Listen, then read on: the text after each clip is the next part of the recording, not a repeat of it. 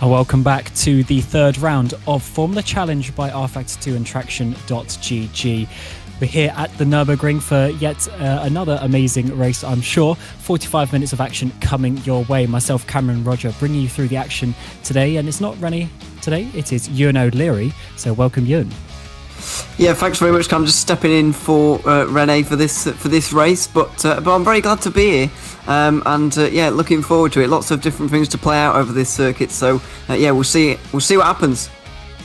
We certainly will indeed. We've had a very eventful opening couple of races of the season. There hasn't really been a clean race so far. Ibrahim Khan's been looking very quick, but he's had computer issues in the first two races. In fact, crashing with his teammate Schunveli last time as well. But then Mocek getting the lead, then getting the penalty as well, giving the lead back to Schunveli. So all sorts of action happening.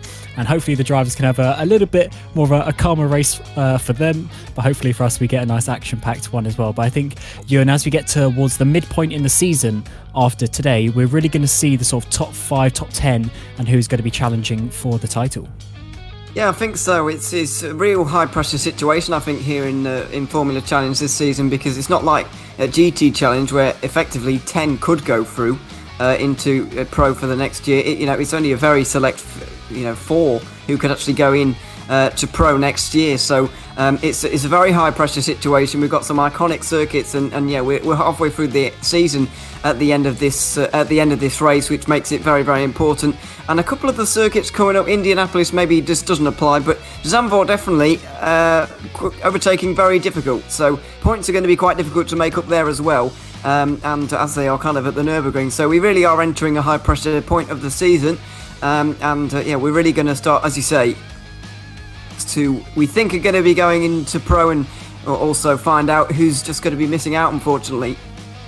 Yeah, some good names are going to be missing out. Having said that, Formula Pro is stacked as it is. But as you say, Ewan, Indianapolis Road Course, Zandvoort and Monza to finish the season. But also today at the Nürburgring, it's a very tricky track because almost all of the corners are sort of that slow to medium speed. There isn't loads of high speed stuff. So you've really got to have a nice sort of mechanically gripped car, which is always a bit difficult to work out when there's so much aero on these cars.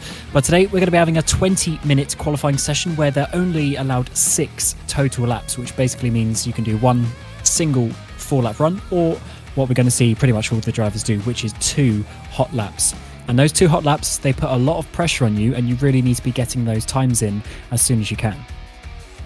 Yeah, absolutely. Qualifying is going to be very important, especially here at the Nürburgring, because we know that overtaking is going to be quite difficult. So qualifying is going to be very high pressure, and then also the fact that you can't really change very much to do with the setup afterwards. Only brakes, engine, steering, front wing can be changed. So just the normal Parc Fermé stuff really that you can change. So that also adds a level of difficulty for these guys. With regards to the setup, but the 45 minutes race pretty straightforward, although one stop versus no stop is a little bit of a talking point. We're just starting to decide really that the one stop is probably the best way to go, and that's what you kind of tend to see throughout a season. But definitely lots of stuff to keep us interested, we'll see how it plays out. We'll see who qualifies well when we step into it in a few moments' time. Yes, indeed, and 45-minute race as well, so a little bit shorter than the pro guys, and that means they just have that tiny little bit less time to work themselves out. So this qualifying is oh so important indeed, and I'm sure it's going to be really tight as always, but this car is quite tricky. It's still only been out for about 5-6 weeks now since it got released, but it has recently had an update which basically makes the soft tyres wear a little bit more, so that might bring the mediums in just a little bit, but we'll see with how that one works out. But this is what the drivers are fighting for, the road to Formula Pro Season 2. This is the only way to get yourself into Formula Pro next season, which is very important, because obviously that is where the biggest prize money in the rFactor 2 competitions are at the moment. And it's really going to be a fight for the effectively 2 new teams to get into Formula Pro. The 2 bottom teams from Pro will be dropping out, and then due to the highest finishing drivers in this division will then get themselves and their team a place for Pro next season. And it's all changed with the way the splits work this season as well, with regard to it taking the previous 2 races. So you need to be showing up, you need to be getting yourself on the grid, and there's none of this drop rounds that we've seen in previous series. Yeah, I have to say I'm personally a fan of that. I don't like, especially as a commentator and a spectator, drop rounds are a little bit hard to calculate. So when we get towards the end of this season and we're figuring out who's going to be in that top 2, it just makes our life a little bit easier, and hopefully makes the spectators' life a little bit easier. It makes everyone's life a little bit easier, to be quite honest with you, and I'm a fan of that change, I have to say. So yeah, it's certainly a good way we've got things running here at the Formula Challenge series, and it's fairly similar to GT Challenge, especially rising through the splits on the right hand side. The last 2 results are going to be taken into account for this event right here, so the standings that we're going to see soon kind of determine the entry list for this race, if you like. So the top 26 of the standings right now, and there's 15 of them, the top 26 are going to be taken through into this race, unless somebody from the top 26 is missing, and then people get bumped up, blah blah blah. So it's a little bit complicated, but I'm sure it's easier in reality than it is for me to explain it. But here are your standings anyway. Noah Roivers winning, but the one big takeaway from this is that it's really close. That partly due to the point system, it's kind of kept things nice and close for us, but also the fact that the season's been a bit unpredictable, as you mentioned earlier, Cam.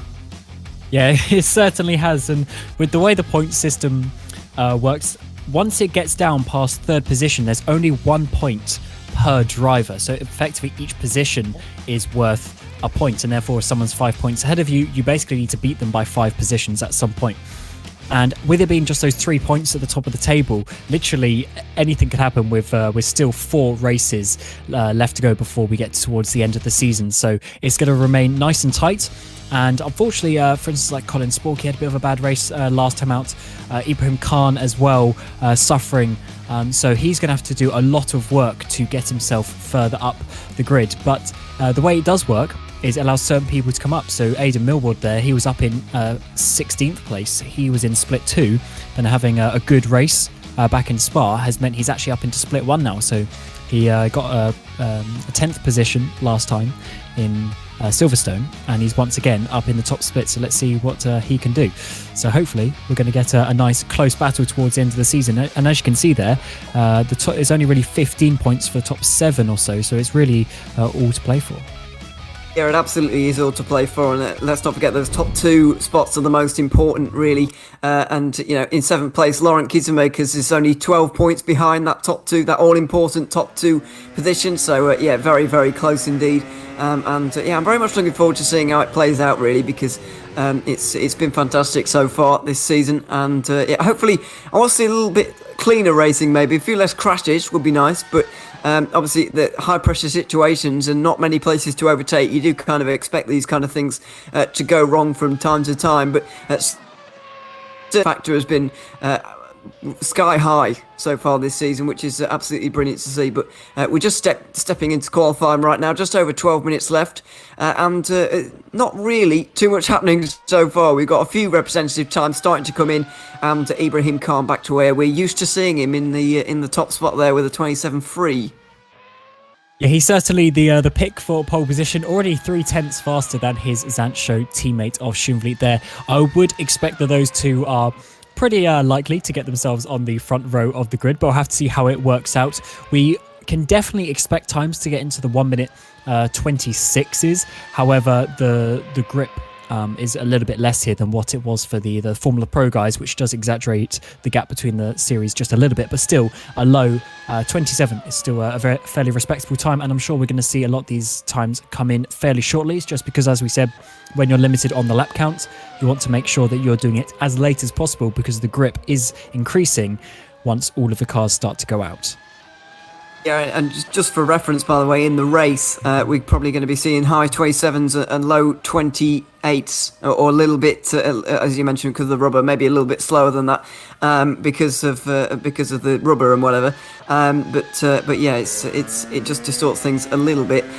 So yeah, that's about where we're expecting to see them in the race. But for now, the qualifying session is going to be a little bit faster than that as Kieselmakers gets into the very, very low 27s there, getting into first place for Edge, which is very, very impressive indeed. So we'll see how this goes now. I'm interested to see what the likes of Khan and Schoonfleet can do, especially Noah Roivers, who I have to say, when I was looking at the standings earlier, I was a little bit surprised to see up there. Not that he's a bad driver or anything, Noah Roivers, but I just didn't think he was going to be up there leading Formula Challenge after a couple of rounds. But he's having a fantastic season so far, and just see if he can retain that form all the way through. It'd be great to see for him. I certainly will. He is a fast improving driver. Even back in sort of 2019, he was sort of just working his way up, and now he's getting to those top speeds, not just here in Formula Challenge, but also on the endurance side of things with that Orica LMP2. He's pretty fast in as well. But let's see what Roberto Pignataro can do coming around the final corner. He's going to be a couple of seconds down as we get towards the end of the lap, and that's going to be P11 for him. But the times are seemingly quite spread out, actually. We have to wait for some of the faster guys to try and get those times in. We haven't seen Mrocek or Panzer from the Burst Boys yet, for instance, but certainly Zancho and Edge locking out that top four at the moment. Yeah, both very impressive. We expect that from Zancho. They often lock out the grids that they are on, so that's not too much of a surprise without sounding Zancho biased. But it's certainly Edge up there is very impressive indeed. And Jim Paresis is having a pretty good season as well. He's in the 6th place in the championship right now, 14 teams up front, so he's got it all to play for, certainly fighting for those top 2 spots. He's put in a good performance there to try and get up there. Try and spot some people who are in GT Challenge, because I noticed a couple when we were going through the standings there, seeing who's going to do the double. I don't think, well, obviously it's never been done before because we've never had Formula Challenge before, but I wonder if somebody can make it through both series, both at the same time. Would be very impressive, because there's 2 totally different cars, and to kind of balance the 2 is a bit of a feat, really, but obviously these guys are very good at what they do and they can manage it. Well, they certainly can. You're seeing this with a lot of the guys, actually, who do the GT Pro and Formula Pro, as Zalogiannis is there getting up into 9th place there for the independent entry. But you see a lot of these guys are doing GT Pro, Formula Pro. Literally every Monday they've got a race. So every week they're alternating from GT cars to this Formula Pro car. And they're completely different driving styles, really. One like this is just so fast and so sort of twitchy and tricky to drive, whereas the GT car is obviously a lot more, everything sort of happens a little bit more slower and a little bit more methodical as Barbakov goes up there. So it's good to see some drivers, if they can, master both cars, but it's certainly very difficult indeed. Now Colin Spork coming up to the final chicane, and he's only going to be about 4/10 off the pole position at the moment. Yeah, that would set him in good stead for the race, certainly on the first couple of rows. Very young driver from the Netherlands, is one to watch out for in the coming seasons. I think this season for Formula Challenge might be a bit early for him to get into Formula Pro, but he's certainly going to mature over the next couple of years, and he's going to be a very good driver indeed for Team Redline, already on a very, very capable team. There's no doubt about that. Just half a second down on Kieselmakers at the moment, and 3rd place, just kind of confirming that and consolidating that. Fabian Barley also comes over the line, one of those doing both GT and Formula Pros. We go on board with the current series leader, and we'll see what kind of form he's on today. Now let's see, as he comes into turn number 1, keeping it in that 2nd gear. And this car is certainly very tricky to drive, especially when you get towards the high parts. You see the car just twitching there through turn number 2, and coming into 3 and 4. There's a sort of elongated chicane that you're going to try and take it. You can see just how much he's having to work the wheel. Very sort of interesting driving style that you have to do in this car. But he's taking a decent amount of speed, but he's still almost 3.5 down in that first sector. Yeah, not great in opening sector for him. There's still a little bit of time for him, so there's no need to panic just for the moment, but he does need to get his rhythm certainly here. We know it's difficult to overtake around this circuit because there's a lot of medium speed corners where the dirty air is going to be a problem. It's going to be hard to follow, and there's not going to be many places to overtake other than into turn 1 really, so he's got to be a little bit careful and get his rhythm, as I said. So let's wait and see. Looks fairly tidy to me, but clearly out front going a little bit faster right now, and he needs to be up there with these guys because the likes of Kuzmaker, Schoenfleet, Parisis especially, Carlos Martin is up there as well. These are guys you really can't afford to be losing points to. Even Ibrahim Khan at this point, this far out, he really can't afford to lose points to them. So let's see what he can do over the line. Third place, nice position, but he's half a second off Kiersmakers. So that was a really good lap by Kiersmakers. Actually, no one's been able to get too close to him yet as Thomas Fack now comes around the final corner.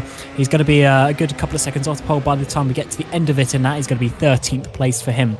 But it just seemed that there's just this sort of gap when you start to get outside that top 10 or so. That's just a little bit lower down, but now we're going to see one of the potential top guys coming out for his first lap.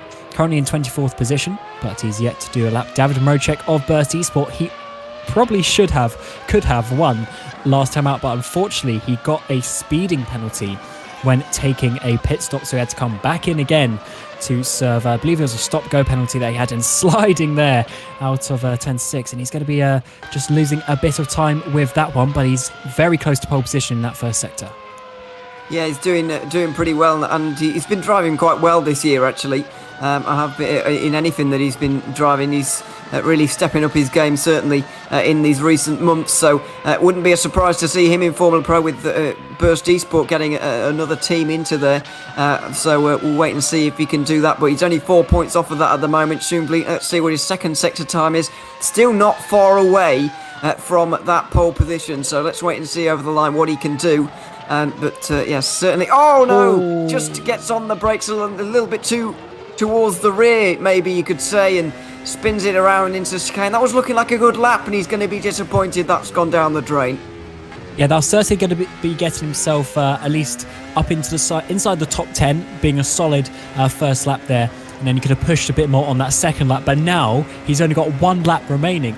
Loads of pressure for him, because we've already mentioned how it's not the easiest to overtake specifically on this track. So if he's going to be starting a bit further down, it's a lot to risk, especially if he wants to fight, as you say, to get into Formula Pro next season. So he really needs to nail it on this next lap. So let's see what is happening with Zampini coming through this final chicane. He actually takes that rather nicely, but unfortunately he's about 2.5 seconds down at the moment coming into this final corner. Let's see where he puts himself. He is improving though. Where can he get himself up to? It's going to be 21st place on a 1:30.1. Yeah, quite spread out this field right now. It's a little bit surprising to see, really, compared to what we've seen in previous rounds and pre-qualifying as well. A little bit surprising as Carlos Martin comes over the line, and not a great final sector, I'm afraid. So he's going to stay in 7th place, around about where you'd expect him, though. In terms of where his pace is right now, as we look at Darius Andre also not having a great middle sector by any stretch of the imagination there, so it's going to be one final lap for him as well. Only 3 minutes to go, and you can see there's a lot of yellow flags popping up on the left hand side. It's not people crashing, it's just people letting others through and trying to find a little bit of track space. It's quite busy out there at the moment as they all set up to do their final lap times at exactly the same time as everyone else, so it is very, very busy. Firstly, indeed, you see on the tower on the left-hand side, everyone in white is out on a lap, and certainly is Adam Rainey getting himself there up into 9th place, indeed, 1 second off the pole position. And that is just with 2.5 minutes left, so potential for some guys to be able to get themselves inside that time. But let's see, next up is Zaligianis now out of the final corner for his final attempt. Where is he going to put himself? He's not going to improve, and he's going to stay there in 14th position. It is indeed. Let's see if Iona can get up the order. He can indeed. 11th place for Volante, so impressive. But Kuzmaker's already going quicker again in the first sector. Purple right now. He's already a quarter of a second ahead of Ibrahim Khan. This might just be salt in the wound. He might not even need to do this, but he's just making sure of this pole position in the final minutes. Can he be the first man to get into the 1:26s? He's only getting really close there. But let's see actually his teammate now. Priest is coming across the line. Purple in that final sector. Gets himself up into 4th place. Half a second off. But what can the other Edge Esports do? The number 12 into the final corner. He's about matching his time already. Can he just sneak a 1:26 to pretty much confirm this pole position out of the final corner? What is it going to be? He is going to actually just miss out there by 40 thousandths of a second, but can Ibrahim Khan improve? We'll have to see a little bit later on. Yeah, we will indeed. Noah Roivers definitely seems to be improving right now, but it's going to have to be a big leap forward for him to overtake Ibrahim Khan here. So let's wait and see. But Paris getting up into fourth is going to be a big sigh of relief for Roivers, I think. He wouldn't have liked to overtake the other Edge Esports car because they would be helping each other, I guess, at this point. Paris would try and hold Noah Roivers back as much as possible for his teammate, you'd imagine. And Roivers has kind of gotten away with that a little bit, but let's see if he can step forward a little bit more. He's not had a brilliant middle sector there, I'm afraid. He might not be able to get onto that front row ahead of Ibrahim Khan. It might be a small improvement. Yeah, it might just be indeed a bit of a lock up there into the final chicane as well before coming into this final corner, which is all so important. You can lose it so easily in this final sector, but across the line, is he going to be able to improve? No, he's going to stay in that fourth position, unfortunately for him, and also Kevin Morville out of the final corner with just 20 seconds left on the clock. He is going to stay in that 18th position as well. All of the top five, apart from Ibrahim Khan, is he going to nick pole position at the death? No, he can't, and unfortunately by 23 thousandths of a second, it's going to be Kizmakers on that pole position unless anyone can do anything about it. Panzer up into 9th place, and now Thomas Vack around the final corner as well. Yeah, we'll see what he can do, but that was very impressive from Ibrahim Khan. He came from a long way back there in qualifying and tried to get up the order into first, but couldn't quite do it. Thomas Vack gets into 13th. What about Schoenfleet? 4th place for him. So right in front of Noah Roivers. Colin Spork as well improves very late on. 3rd place for him. So some very impressive improvements coming down late on here. Noah Roivers has been pushed down to 6th, the championship leader. So lots of permutations going on, lots of interesting positional changes happening in the dying seconds there.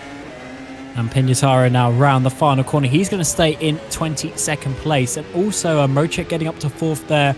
So he managed to improve on that second lap. We said all that pressure came down to his second lap, but 4th place isn't too bad for him. He can still do something from there. And also Spork getting in that 3rd place was very important for him. But it's Kizmakers for Edge on that pole position. And not quite getting into the 126s, but his 2 lap times were certainly very close, and also Ibrahim Khan in that 2nd place, as we said. Colin Spork in 3rd, Brocek in that 4th place before Schoenfleet, your race winner from last time out, down there in 5th place before your championship leader in 6th. So I think, Ewan, we've actually got a slightly mixed up grid in terms of the championship, in terms of who was doing well in the previous races. So I think we're in for an exciting race here.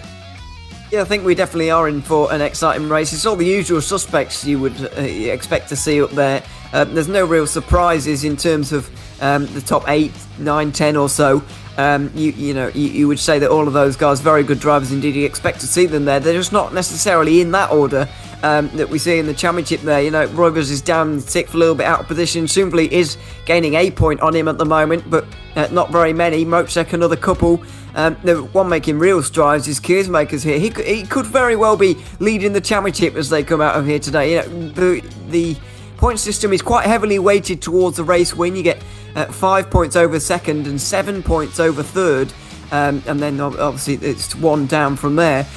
So if you do get a race win, you do take a big leap forward in the championship. So that Kizmakers could use that to his advantage, or indeed anybody else who's just lurking in behind there. Ibrahim Khan could use it to get himself back in contention that he's really far away from at the moment. It could all change the championship, this race. You never know what's going to happen. And that Spork and Khan situation is quite interesting. They're so far down after only the first 2 races, so they're about 30 points, let's say, off the lead. So to get those back, that's a lot of positions they've got to get. But let's just say that they're out of the championship, in real terms, or in realistic terms, I should say.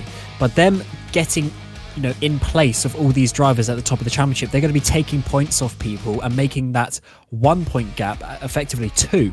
So those 2 drivers of Spork and Khan could actually play quite a role, and even Kizmakers a little bit. They could really play quite a role with that battle between Roivers, Schoenfleet and Mocek at the top of the field. So yeah, I think it's going to be an awesome battle. And as we said, after this race, we'll be halfway through the season and we'll really have an idea of what is going to happen. But the driver's just out on a bit of a warm-up now. So I think, maybe it's time to talk a bit through the strategy. And with a 45-minute race and there being refueling, when you take that full 45 minutes of fuel, yes, you don't have to stop, but then you are a lot slower on track. So I do think we're going to see at least quite a few drivers try the one stop. Yeah, let's hope for our sake that we see some attempting the no stop as well. I would like that. Just a little bit of difference to kind of shake things up a little bit. We'll wait and see on that one. But yeah, the pit lane's not especially long at the Nürburgring. You can get away with the stop fairly comfortably, I would say. So I'd expect to see that as well. Just watch out for a circuit like Indy in the next couple of weeks, really, with regards to that. Making a stop or not. That's quite a long pit lane in reality at the Grand Prix circuit there. So maybe that payoff might not be such an obvious choice, if you see what I mean, at Indianapolis, because of the time that you actually lose trundling down the pit lane there. It could be a problem. Here it's not going to be. Zandvoort, not very short as well. Not going to be a problem around here, around there either. Monza, kind of long pit lane as well. So I'd be looking out for Indy and Monza really for the no stop at gamblers, let's call them, into it with regards to the strategy. But I would go along with that really, with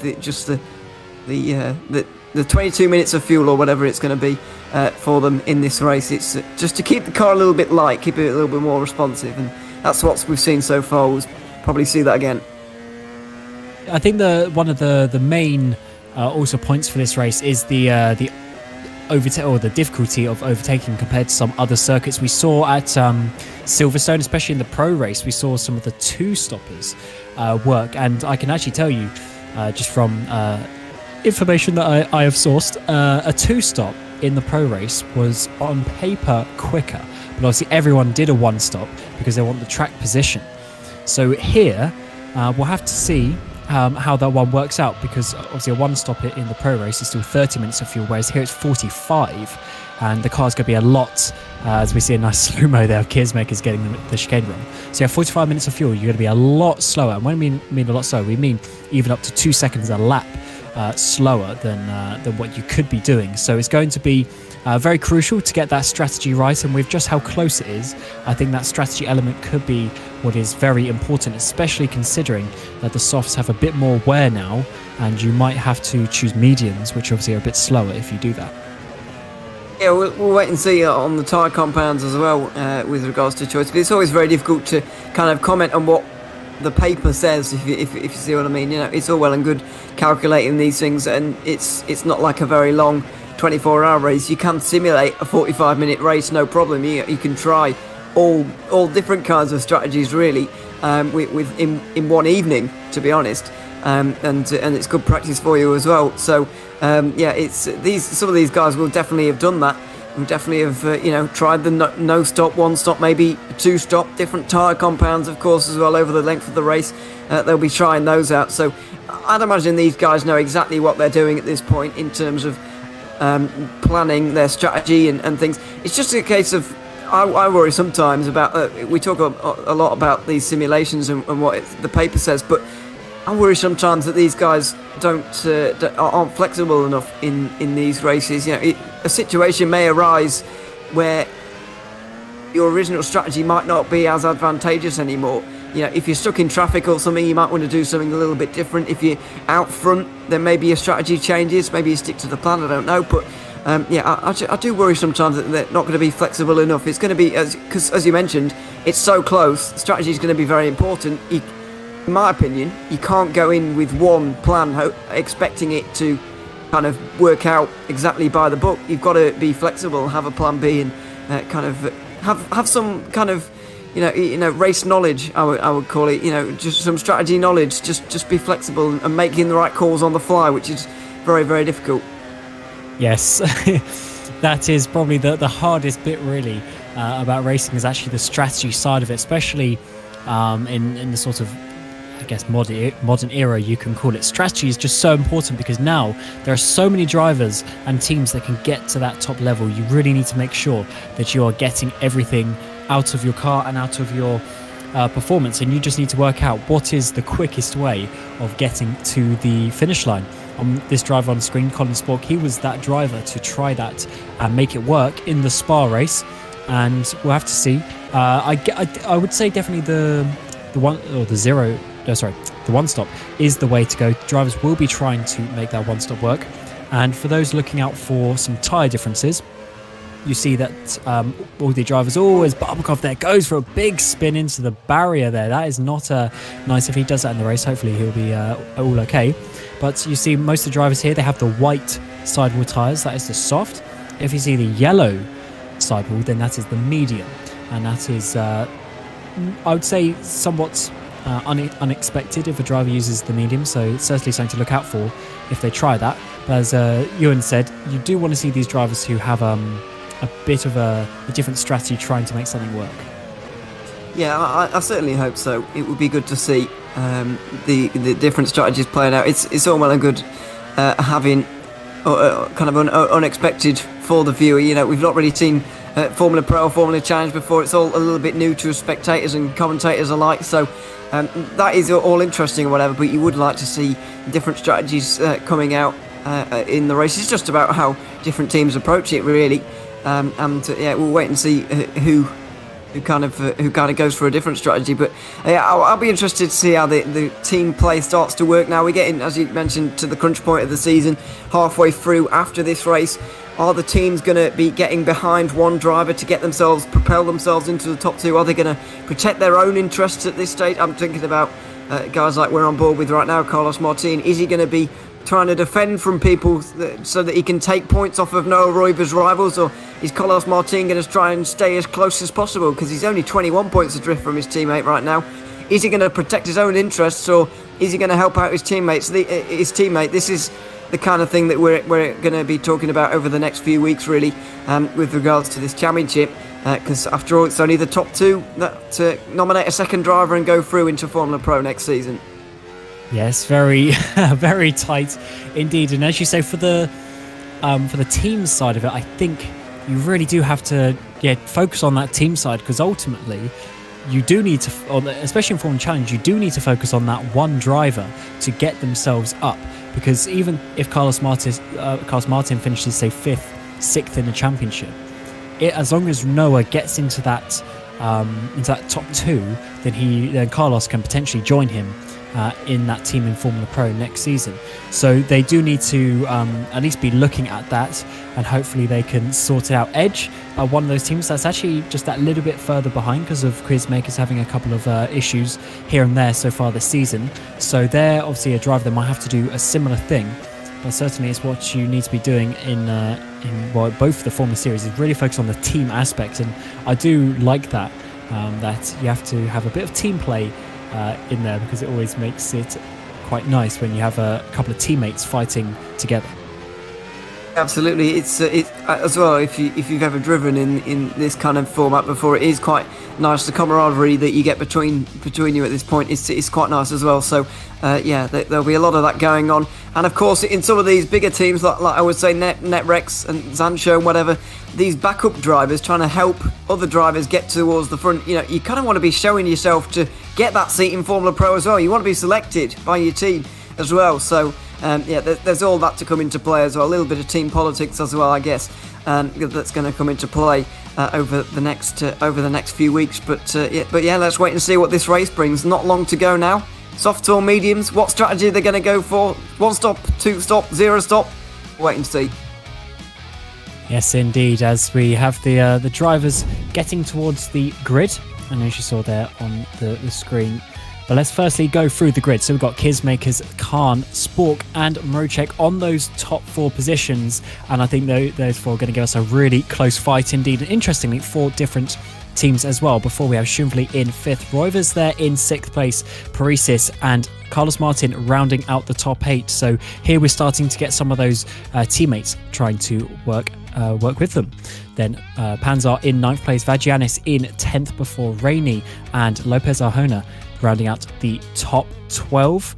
And on to the next page, we've got Thomas Fack, Brantholm in 14th place, Aidan Millward, commentary duo here, and then Zalagianis there in 16th place. Before we finish out the top 20 with Fabian Bala, Stoyan Barbakov, Kevin Morville and Filippo Caneo in 20th position. And then on the final few rows of the grid, we've got Darius Andre there with Roberto Pignataro, Zampini Delius there in 24th position. And then rounding out the field at the back, we've got Adrian Blasco and Pedro Crulas Gomez rounding out the top 26 drivers for this field, Ewan. And I think 26 drivers is going to be plenty coming down into this turn one because it's going to be very tight.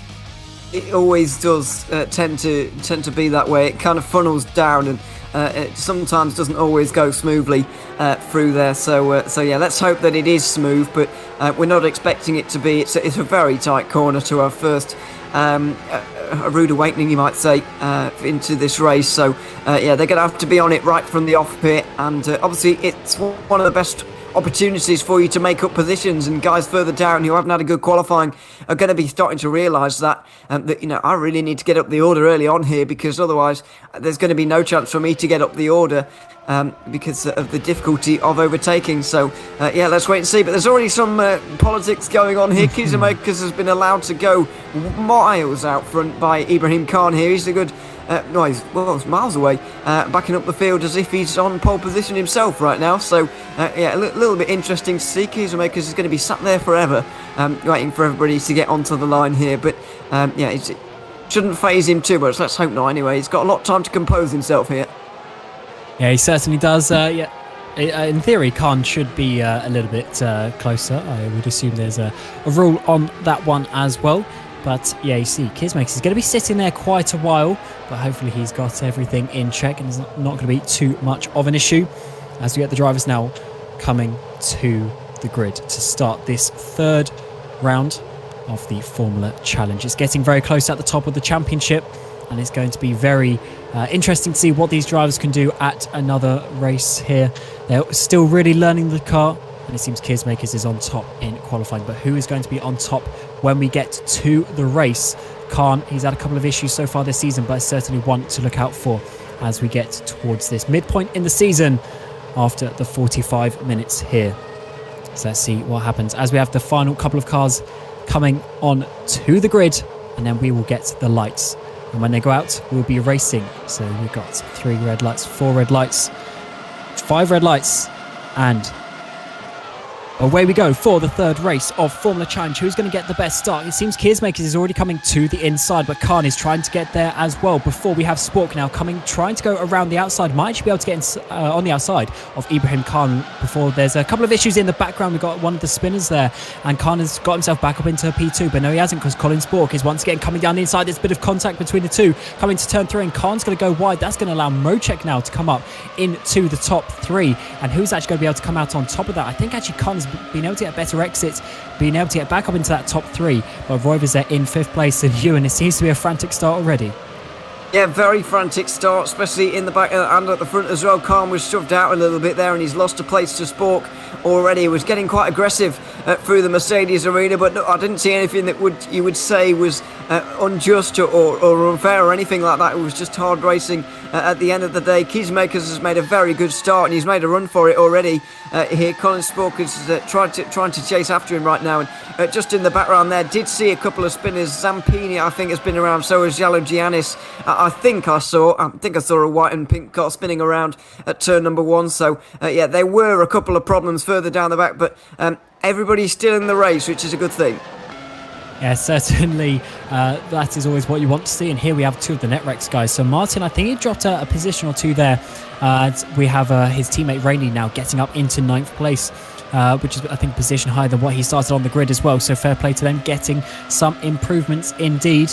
And it seems like they're going to be fighting for this top 10, which is what NetRex needs to be doing. They've got 3 cars inside this top 9, so good start from them. And they just need to try and help them and help their teammates Roivers. But he's a little bit on his own there in that 5th place at the moment, but hopefully he's going to be able to get a little bit higher up. But the likes of Mocek having a good start there, not quite able to get past Khan though, who is now trying to close on the back of Spork as Kizamakers pulls away.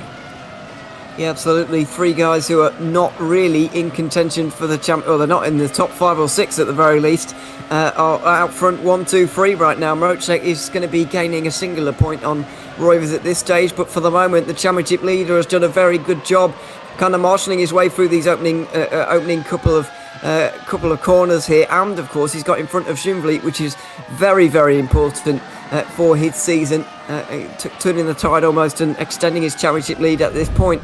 But let's have a look at the replay of the start. Noah Roivers, see how he did it, because it was really funneling down. It was very, very close indeed between everybody.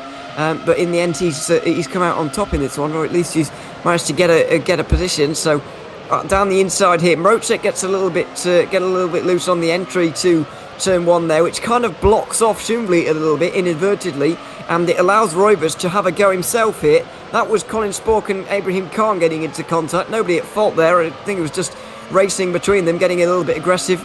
But yeah, I think Mrocek's slightly hairy moment into turn one actually halted Schumvliet briefly, and Roivers was able to slip up the inside and actually benefit from that without even thinking about it almost. There's a front wing going there in turn one as well. But yeah, there was a couple of little wiggles there. Firstly from Mrocek in turn one, as you say, but then also Spork coming in to turn three, which actually sort of helped, or didn't help the car behind them. It actually almost helped them defend from that position. So hopefully they can keep it all clean as we get further later into the middle part of the race. But now we're focusing on Noah Roivers. He's got Schumvliet right behind him, about half a second, or there's going up now as they're accelerating out of the corner right to the bottom of the track before coming uphill once again through the Schumacher S and then out onto the back straight, where we will be getting some DRS once that gets activated on the third lap of the race as well. And then we'll start seeing some potential overtaking opportunities. Yeah, it's going to start to develop over the next few moments in the race. It's no point throwing everything away this early on.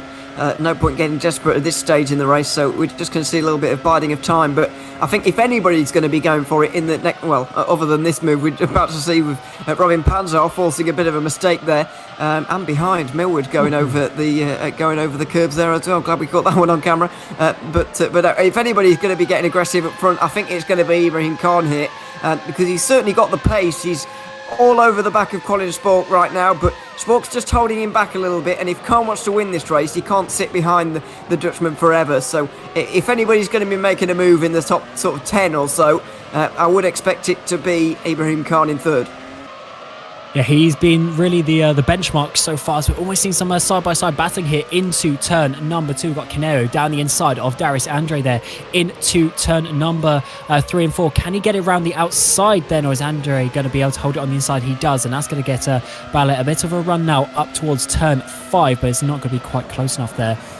In the slipstream. So some good battling here in the midfield. These guys are going to be trying to get themselves a little bit higher up to try and get some good points. Oh, Ballet there goes for a bit of a spin on the outside of turn number 6. He actually catches that really well, but he's going to have some flat spotted tyres.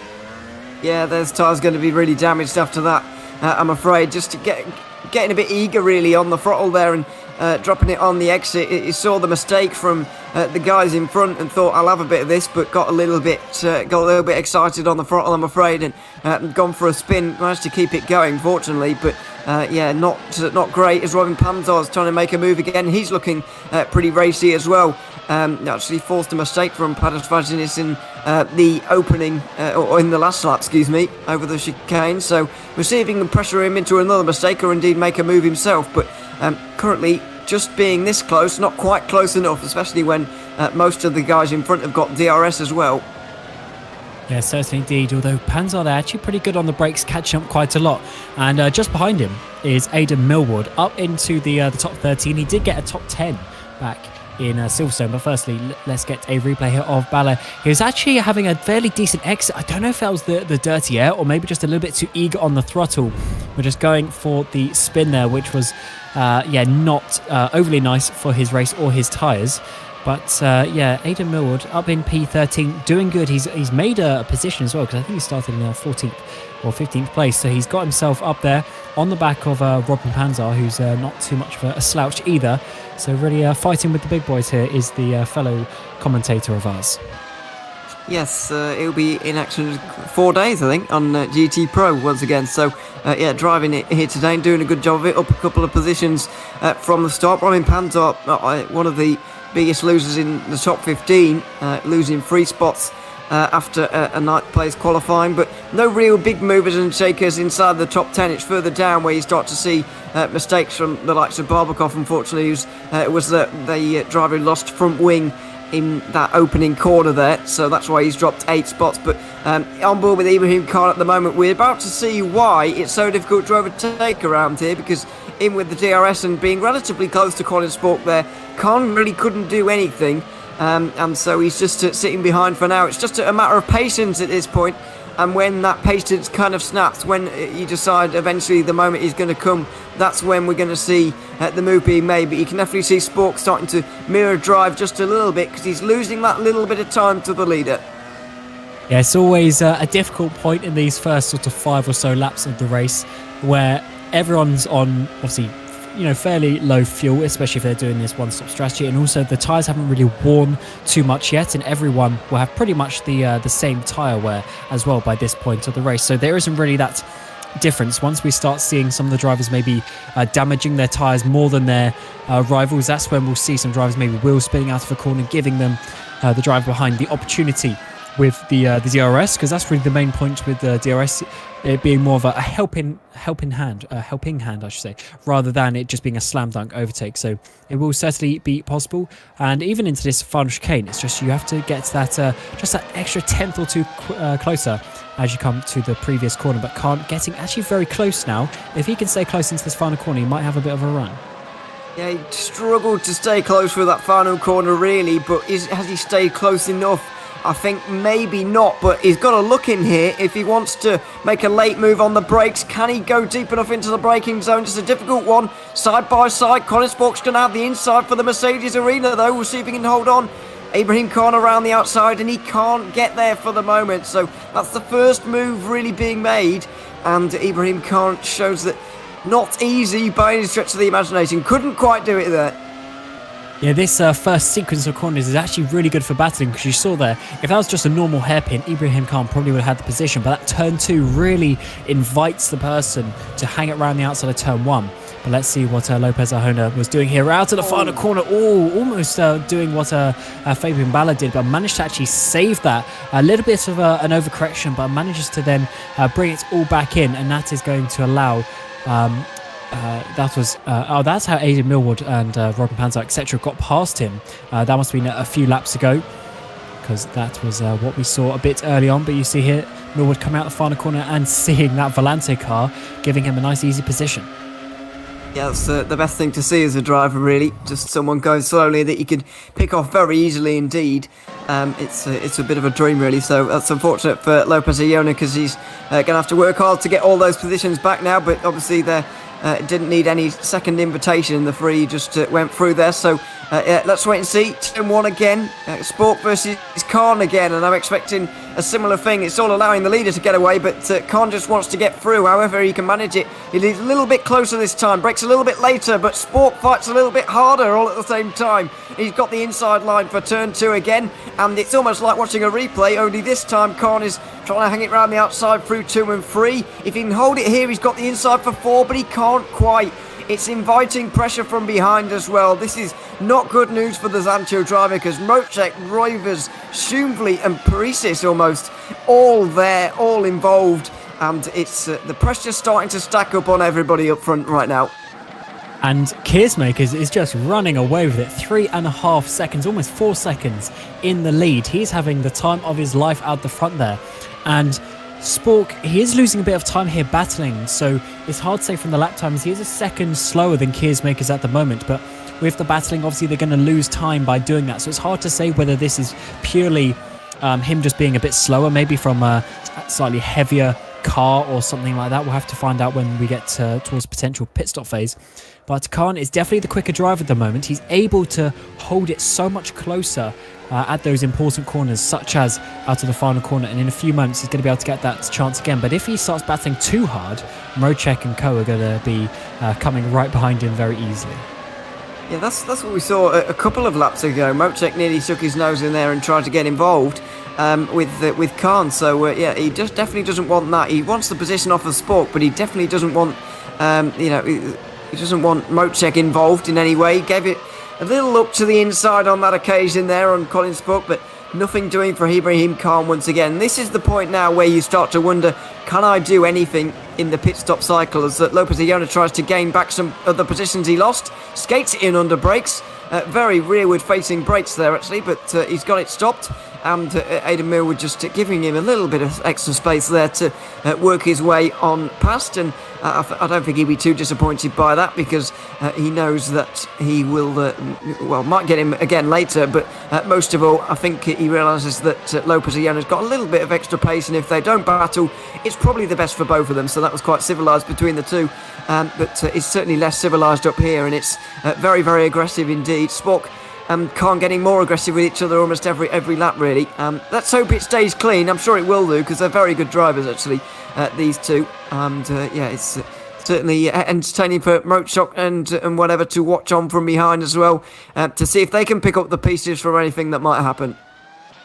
Yeah, it's getting very tight here indeed, and from the championship perspective, 1 point per each of these positions just shows you how important it is. And Lopez there just about saving it, almost losing the rear end, but just managing to feather the brakes just enough in the throttle to be able to hold it and not smash into the Zancho driver, because that wouldn't have been helpful for anyone's race. But Khan once again can't quite get too close on that occasion, but these guys behind, they're getting very close indeed. And Mocek is just looking quite nicely sitting there, but he really has to wait for a mistake, because he sort of has to wait for Khan to do something, because Khan's been so aggressive, so braking so late, trying to get close to Spork, that he really needs to watch out, or Mocek needs to watch out not to get involved or get himself in a really awkward situation where Khan's not expecting it. Yeah, absolutely. It's all about that kind of surprise factor, I guess, at this point, because it's difficult to overtake, as we mentioned a million times.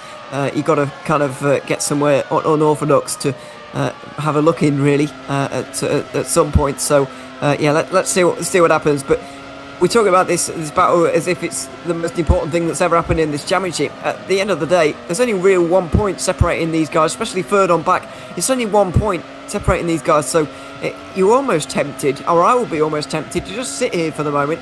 And sure, if something happens in front, then I'll pick up the pieces from it, no problem. But I wouldn't be risking the car, especially if I'm Noah Roivers or Mocek Shuvli. I definitely wouldn't be risking the car to get in front of either Khan or Spork here. So I think there will be a little bit of caution exercise throughout this race, especially from those guys further back. But Khan has really got to start winning races, or at very least finishing in the top two on the podium, etc., if he wants a chance at being in Formula Pro next year. So if I was him, then yes, you justify making a move. But those three further behind, maybe not. Yeah, it's a difficult situation, because Kiersmakers is really starting to get away now. He's now over 5 seconds, and even as they've stopped battling, the pace difference between Spork and Kiersmakers has gone down to about 3/10 of a second. So it's not quite as extreme as that 1 second when Khan and Spork were going side by side for those couple of laps that they did. But Kiersmakers really having a nice time out the front here. And for those of you who may not have seen Kiersmakers before, because he hasn't, as far as I'm aware, hasn't been in any of the sort of GT series or official series that we've had so far over the last couple of years, that rFactor have been doing that. But he is a very fast driver indeed. And Edge, they haven't really been in some of those series, but again, they are a very fast and competent team, and they're just showing it here. So I'm not really too surprised to see him out the front. By getting over 5 seconds is very close indeed, as we get Kaneo and Andre battling once again.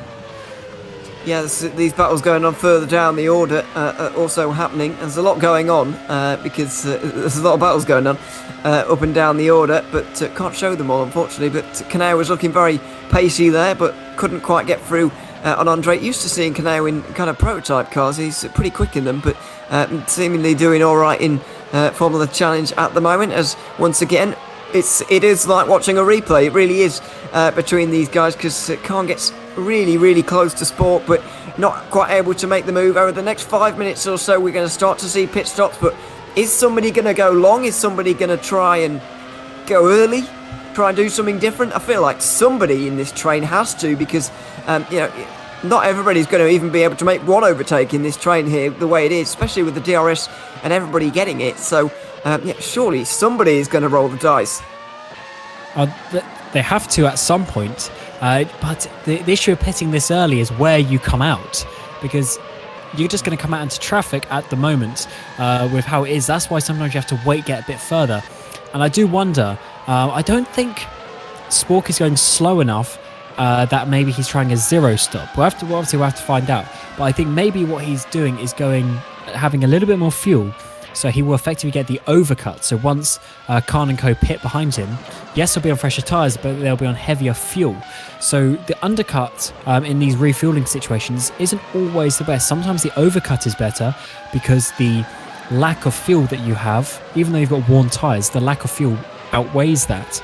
So we'll have to see once again. But Khan's actually pretty close once again on this time round. Can he get close enough to have a dive down the inside? He's going to be very close indeed. He's going to be diving it down the inside now. Once again, we've seen this a couple of times. Can Spork hold it around the outside once again like he has? Now given the inside for turn number 2. And that seems to be a really good overtaking opportunity, or defending opportunity, I should say, from Spork. And Khan once again looking down the inside of turn 3. But Spork on the outside of that turn 1 is looking very strong. Even with a bit of wheel spin, he's able to defend.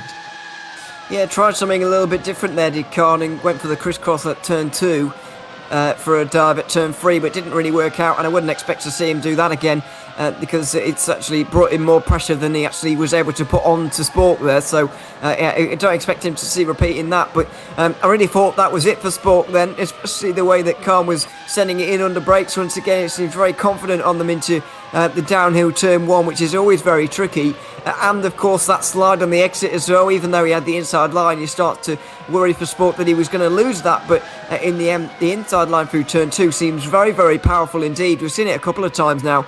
Khan is not able to make any headway at all. He went in one of the times, he was in front of Spork going into turn 2 on the outside line, but was still barely alongside by the time they'd finished that manoeuvre. So yeah, it's really starting to not pay off for Ibrahim Khan, and so that is exactly why he's in. And that is an interesting one. So we've had just almost exactly 20 minutes of the race, and now Khan comes in. So he will have to take a bit more fuel to get towards the end of the race, obviously, by pitting earlier. That is assuming his tank is empty. Or does he have some liters left and just think that this is the time? Oh no, maybe this is the Zancho strategy as Millward is coming in as well. But the important point here is, where's Khan going to come out? Yeah, that was, I think I saw a 7.9 second pit stop for him. But where is he going to come out? That is very important, because if he comes out into traffic, then he is going to be having some issues. But there, who's that? That's Brandholm just getting a bit ahead of him. But then if he gets past Brandholm, he does have some seconds, about 4-5 seconds of clean air. So getting past Brandholm is going to be very crucial here for Khan. But already Mocek is on the back of Spork, and this could be quite important for the overall battle, because Mocek might be able to get past Khan if he's stuck in traffic. It's going to be important for him to get past Brandholm, but my worry is that that's already it, really. He's got more fuel on board, so he might well be slower in that department. And also he's got traffic involved there, so Khan has done something a little bit different, which is what I was hoping to see, but unfortunately it's not quite worked out how he wanted to. If he was just to be able to get in front of Brandholm there, then it would have been absolutely perfect and it would have been incredible, but unfortunately it's not quite worked out like that, as Colin Spork and Arnold Schindler both into the pit lane. Mocek and Roivers carry on for one more time. Yeah, it's going to be very, very crucial now for Spork to get out in front. And what about Khan? Where does Brandholm involve in all of this as well? Because he's got to be around here somewhere as well. This is going to be very crucial indeed. So Spork gets out, obviously, ahead of Schindler, as you would expect. But where is Ibrahim Khan and Brandholm? This is going to be very important indeed. Khan has got past Brandholm on this lap. But where is he going to be? Where is Spork going to be? What is better, the over or the undercut? Let's see as we come down into turn number 1. I can only see Schindler, which must mean Spork is up the road. And yes, he is. So Spork has managed to defend from that, just showing that staying out on those older tyres is still a possible strategy. So if Mocek and Roivers push really hard here, maybe they can get past these drivers. Let's see how long they stay out. Well, I've got to ask the question, because I think if Khan didn't come out behind Brandholm there, I think he would have got him, because you saw how close it was, 3 or 4 tenths or so, and that would have been it. And that, I'm pretty sure Brandholm will have cost him that. Obviously, no fault of his. He's just running his race, and there's nothing wrong with that. But Khan's going to be absolutely cursing about that, because I think without that, he would have been absolutely fine. So there it is. It wasn't even close in the end. You can see the blue car on the right-hand side there is Khan. that's how close it is. Without Brandholm interference, I would say that that lead or that position is definitely going to change. But let's wait and see with Mocek now. Now that Khan and Spork have got clean air, how far is Mocek going to be behind them? Is he just going to slot in behind them perfectly like he was before? Or is he going to be in towards the clutches of Subleet maybe? Let's see, as we're going to see, oh, is that Khan getting past Spork there. So Spork has actually lost that position, ironically, on the place we've really thought that an overtake wasn't going to happen on that back straight. So Khan is really feeling it here, getting past Colin Spork, who's finally given up what is that net second place. But where is Mocek going to come out in all of this? Because Subleet, is that Mocek ahead of them? Has Mocek just done the overcut on both of them? He has, with the battling between these drivers and the lower fuel Mocek has had. He's effectively put himself up into second place, but Khan is looking very racy. So Burst Esport with a nice strategy there to get their man up from what was fourth now into second place effectively. Yeah, Spork and Mocek have effectively swapped positions, and that wiggle of the wheel there suggests that Colin Spork is not impressed with how this situation has evolved. But it's very, very hard to tell whether that was due to this move right here or whether Mocek was just quicker. You can definitely see that it's going to hamper them both here. Khan getting down the inside, a very textbook manoeuvre into the chicane, but has that just cost them both a position to David Mocek? It's, as I said, it's very, very hard to tell whether that was the moment right there, but it can't have helped them, there's no doubt about that. Because also the thing with staying out is you take less fuel as well, so you can potentially save a second here or there in the pit stops as well. So let's see Keersmakers, his stop was only 6.6, yeah, so or 6.8, so Khan's was actually 7.9. So Keersmakers staying out save over a second, and Roivers is staying out even longer. So Roivers could potentially get himself up past at least maybe a couple of these drivers. We'll have to see. Keersmakers gets a penalty. Keersmakers has sped in the pit lane, I would assume, and he is going to have a penalty. That is going to completely change the course of this race, because even if that's a drive-through penalty, he is going to go way down the field and lose best part of 20 to 30 seconds. Oh, that is such a disaster for our race leader, and it really, really costly error that he didn't need to make at this point. And oh dear, that is such a shame for him, real shame. And yeah, he's going to be dropping down the order. He did have a big lead, and that is going to mean he's not going to drop too many spots, but at the end of the day, it's quite close in the field right now, so he is going to lose more than he would have wanted, and get in the position that he's in at the moment, only 15 points off of the championship lead. He needs to stop making strides forward, really, and this kind of mistake is a step backwards. And I really feel for him, because he's been really good so far this race, but that one slip up is going to cost him really dearly. And that is just how close it is here in the Formula Challenge. We're saying that always, it's 1 point here, 1 point there, but every point matters because of that, and losing multiple points because of this is going to be not great. But look at all this traffic. This is really getting in the way of some of these drivers. We have a bit of a spin there from someone at the back, but we also have Martin Precis, Roivers, all in the pit lane now. Where are they going to come out in front of this battle? All these blue flag runners aren't going to be helping that situation, so who is going to come out on top? Let's wait and see. It's hard to know at the moment. Coming out the pit lane, there's Roivers on the right-hand side. Very, very close with Colin Spork, but in the end, Roivers can't quite get through. He was very, very close and nearly got through, but not quite. Subleet has lost out in all of this. A bit of traffic has got in his way, really, and it's making it quite difficult to tell who's where at this point. There's some guys who haven't even pitted yet either, with Panzer and Vaginis as well, who needs to come into the pit lane, so that's going to be confusing things just a little bit as well. But yeah, here it is. Lauren Keersmakers on the entry to the pit lane just misjudges this at some point. Clearly, we're going to slow it down and see how close it was, but just agonising viewing for anyone involved with Burst Edge. There it is. Wasn't even close. He was miles over. He was 20 odd Ks over, because I believe it's 80 kilometers if I'm not mistaken. Mocek coming in as well. Let's see just when he goes. So he is 100 Ks here, and Keersmakers was 100 Ks at the line. So Mocek actually going underneath the pit limit, and obviously he will lose a few thousandths from that, but at least you don't get a penalty. Whereas Keersmakers pushing it way too hard and losing some time there. Mocek getting past Vagianis there. up into third, and these overtakes are very crucial because that is putting time and space between him and Khan. So Mocek is now effectively leading this race by the time Panzar pits, which he is now, and then by the time Kiersmakers makes his pit stop in a couple of laps time as well. Yeah, absolutely. Fantastic driving from Mocek. Very, very smart driving. And the way he's come out of the blocks in his second stint has been absolutely electric. We saw Khan really on the back of Spork for that entire first stint. And he's not really been able to do that to Mocek so far, which is a testament to the Polish driver, really, the way he's been able to go here. Oh, and Khan spins! He spins in front of Roivers and Spork. Goodness me! And that is any championship challenge that he had left lingering completely down the drain. Any hopes of a race win also completely gone. Such a shame for Ibrahim Khan. He's been driving so well this season, but he's not had the results to show for it.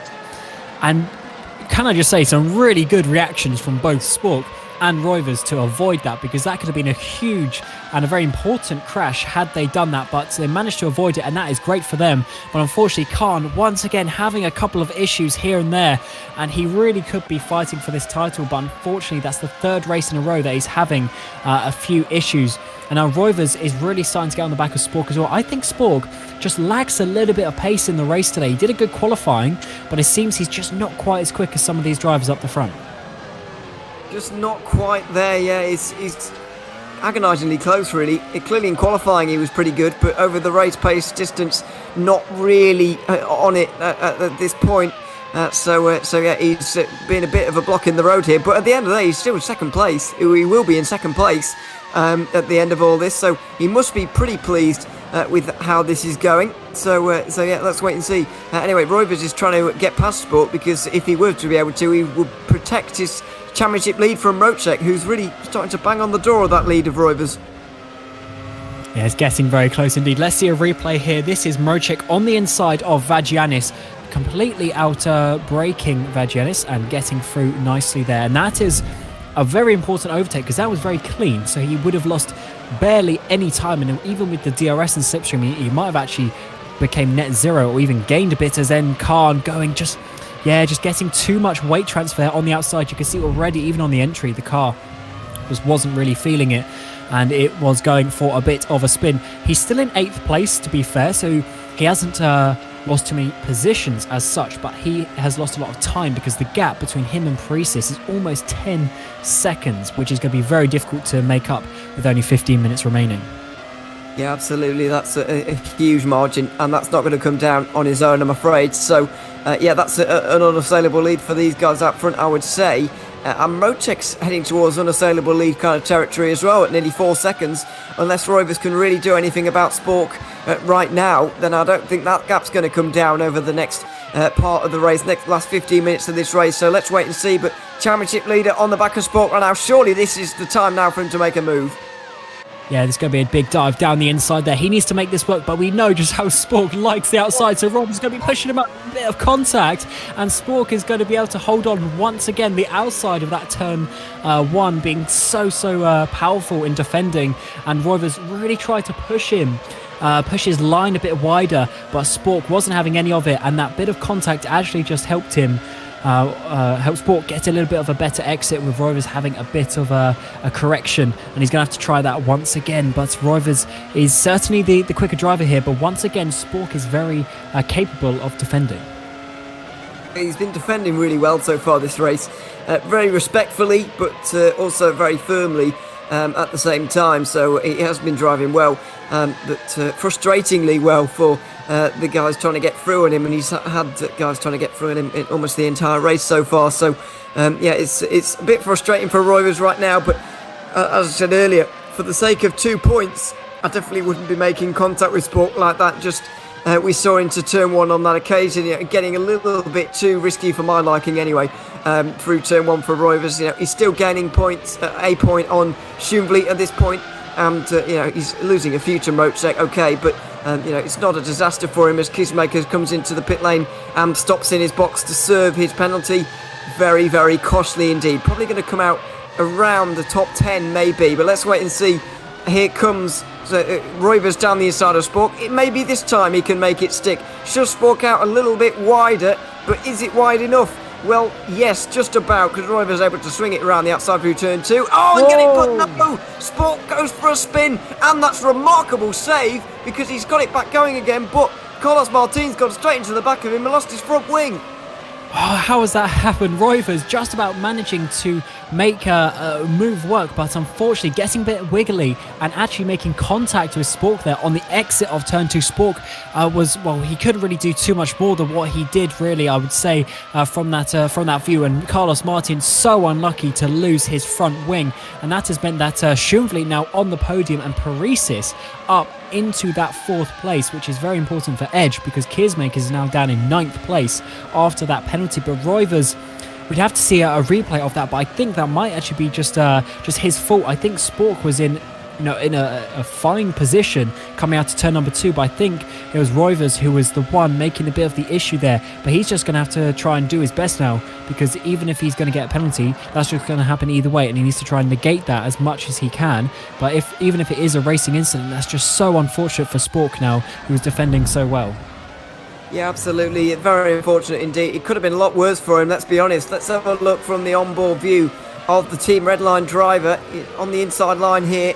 Roivers, he gets a bit of a wiggle on, and then it looks like he comes back towards Colin Spork after saying Carlos Martin maybe could have done a little bit more to avoid Spork, although it's difficult to see where he's going to go. Admittedly, a little bit clumsy, but he's going to lose that on a lot of points because of that, I'm afraid, as well, Carlos Martin. So, I'll be interested to see as well what happened with Schumvli and Roivers there, because they were side by side through turn 4 because of that move, and they must have got pretty aggressive with each other, because they're fighting for the top 2 in this championship. And the situation, the way it is right now, the top 3 are going to be even closer than they were at the start of the evening. Yeah, they certainly are. It's going to be quite close. We'll have to see the standings after the race, but obviously we still got over 10 minutes left, and it's been very chaotic here. And with all of this, Khan has actually managed to get himself back up into P6, and also Keersmakers is gaining another position there into P8, and only a second behind Rainey. So Keersmakers can get himself into the top 7 despite having that penalty, which obviously isn't great, but it's still better than potentially being way down outside the top 15. Such was the lead that he had, actually. So let's see Schumvli here, as you say, getting a really good perspective of this one. It all looks fine now, but Roivers there just spinning up the rears, having a bit of an issue. Fortunately, I think Roivers was actually trying to move out of the way of Spork to not get hit. Schumvli managing to get through, but then having a bit of a wiggle himself, and Roivers there getting past. So as you said, just a really clumsy situation for multiple drivers. Yeah, it was a little bit, I guess, but yeah, Roivers just quite scared of getting hit by Spork, and when you see a car going backwards like that towards you, I guess you can't blame him. This is that move there. It lets Schumvli up the inside. Does he make contact here, Roivers?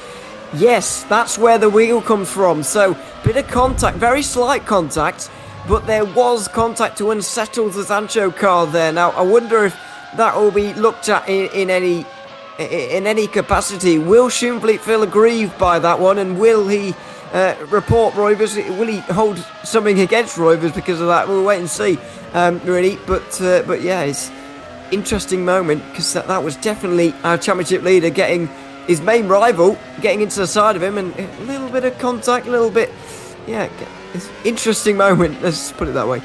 Yeah, very big moment, really, because the points are just so important, and Schumvli, if he got past, he could potentially have been up the road. You don't know, so maybe he feels like P2 could have been a good position for him, but he's going to have to try and get past on track, as well as Keersmakers here on the back of Adam Rainey.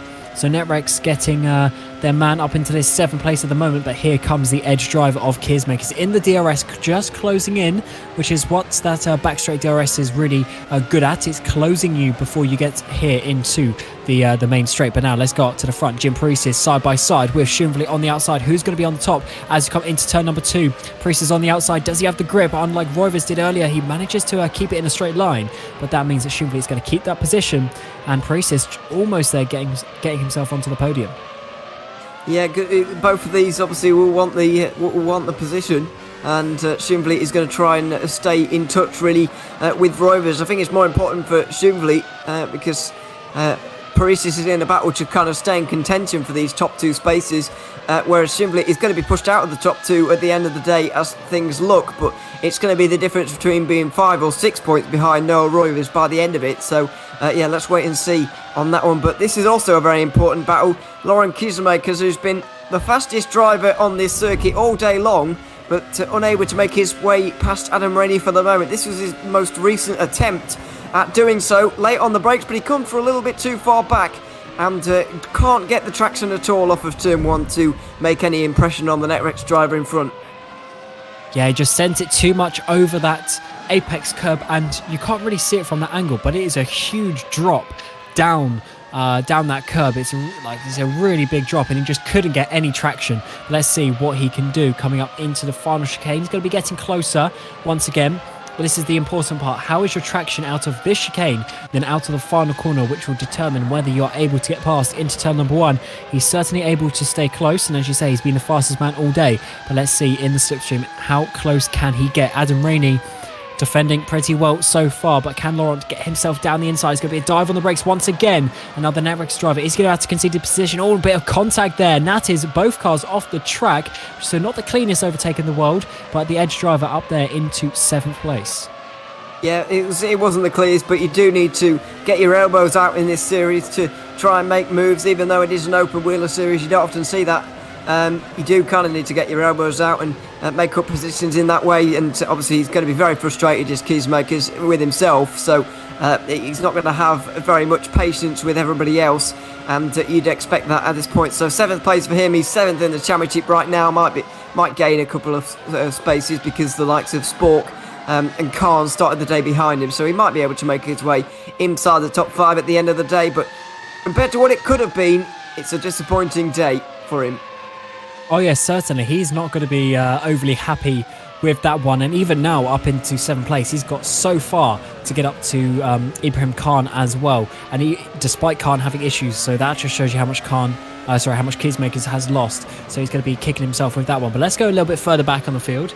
We've got Stein Barbakov for Sparta Racing Team trying to get close to Doilis there in the independent entry, but I don't think he's going to be able to get that close with the DRS because he made a bit of a mistake into that final corner, which just shows you how that final corner is so crucial to these overtakes. Yeah, absolutely. You need to stay as close as possible through there, as difficult as it is. You do need to do it to make sure you've got a look into turn 1, but I reckon there's going to be 3 more attempts into turn 1 for these guys up front. Shumvli and Paresis trying to make up some positions in this race, most notably on Noah Roivers. And if these positions were to change hands, then the top 3 wouldn't be separated by 5 points anymore. It would be an awful lot closer than that, because Shumvli would only be 1 point behind Roivers, and Mocek would be level with Roivers. So it would be remarkable, really. Top 3 would be separated by a single point. But for the moment, it doesn't look like that's going to happen, because Shumvli just made that little bit of a mistake there, and it's cost him a fair bit of time, a few car lengths at least. Yeah, it's not what we want to be doing, because you'll be getting the cut tracks as well, and it's not really something that we've seen so far this race. But the cut tracks are certainly something that you can do, and then you can get yourself a penalty if you do that too many times. I think the limit is either 4 or 5 before 4 or 5 off tracks before you get a penalty. But let's see, Jim Priest is now getting very close to Arne Shumvli. He's been looking very tasty to get onto this podium, but can he do it with only 4 minutes left? It's going to be a bit of a dive down into turn number 1. Is Arne going to be able to defend on the outside like we've seen so many times? And yes, he is. Priest is just having to back out of that one just a little bit.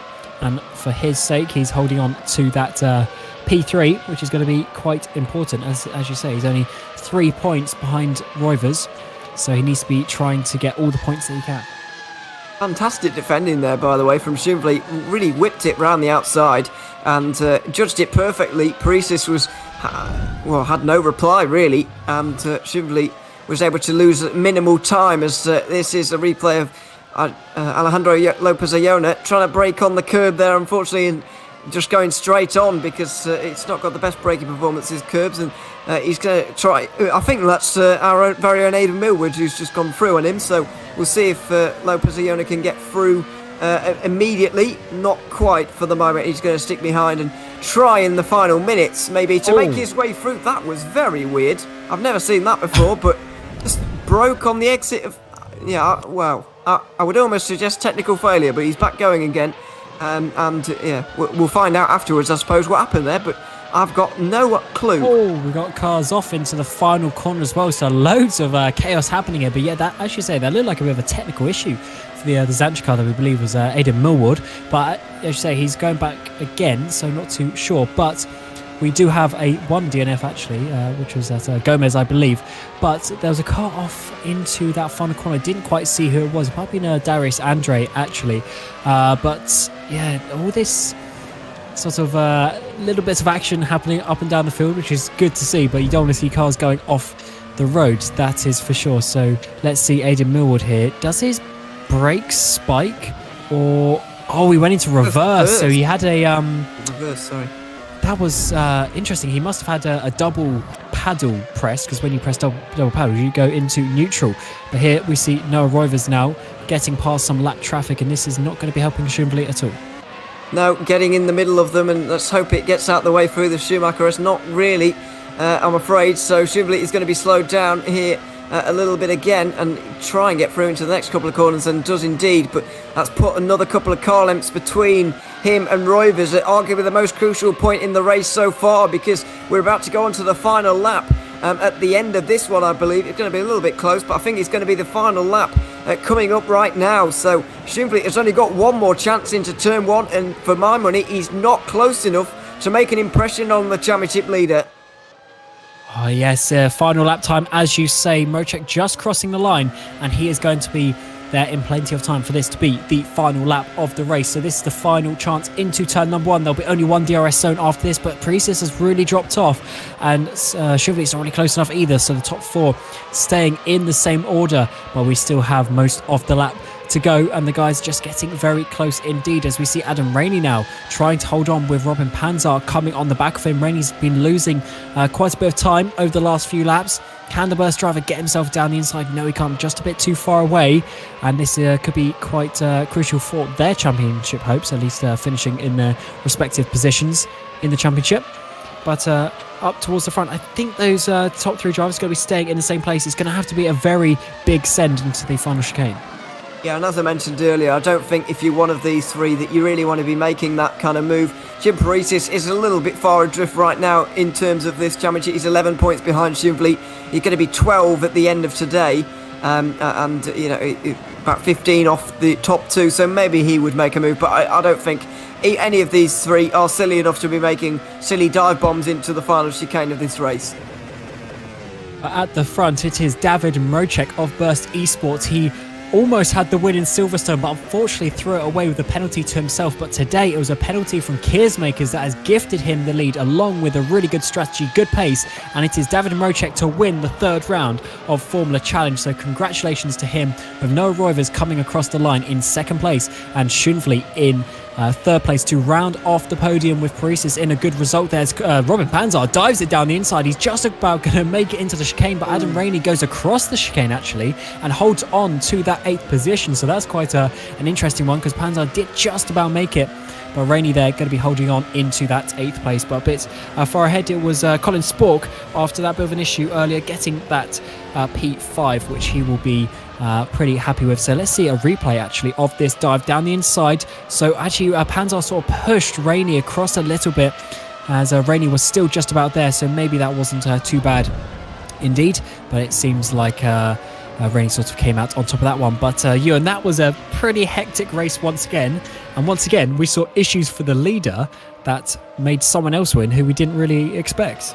Yeah, very enjoyable race once again, but as you say, a very similar situation to what we saw at Silverstone. Schumvliet picking up the pieces on that occasion, but Mrocek was you know, the one who made the mistake, and this time the roles are reversed. So yeah, Mrocek taking the win, and a thoroughly deserved one as well.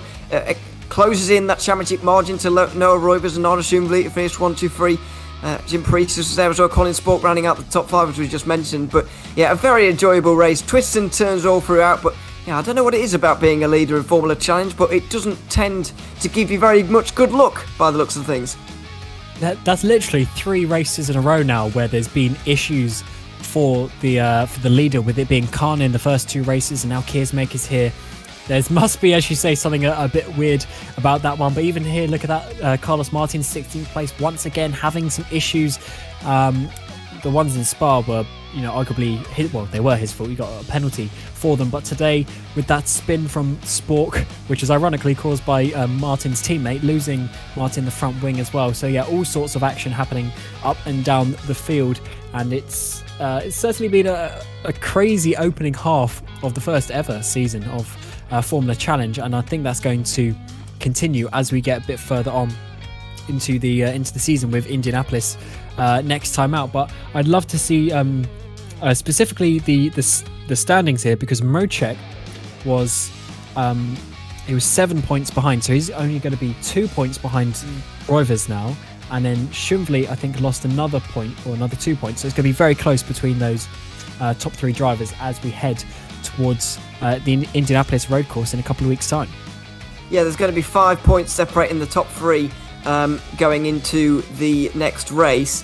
Where, as you say, Roivers is still going to be leading. Mrocek's only going to be 2 points behind. Shumvli 5 points behind. After that, things get complicated, and it's a little bit difficult for us to work out right now. We can't show you the standings because we need to wait for all the splits to filter through and whatever, which does take an age. So we're not going to wait for that, obviously. But we'll have an update on the standings. excuse me, in 2 weeks' time, and we'll be able to show you then. But we can tell you it is definitely really, really close. I know we're only halfway through the season, but for Marmee now, it's between Roivers, Shumvli and Mrocek in terms of getting those top 2 spaces. There's 3 drivers in contention, but there's only 2 positions where you can actually get yourself into Formula Pro or get your team into Formula Pro for Season 2. So, high pressure races coming up. I'm looking forward to them.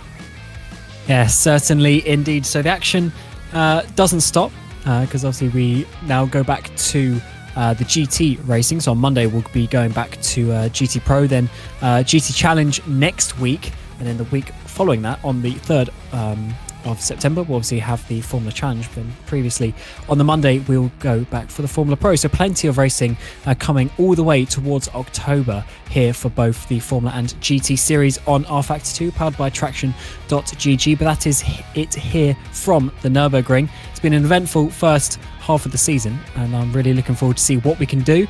Next race is Indianapolis, 3rd of September. We'll see you there.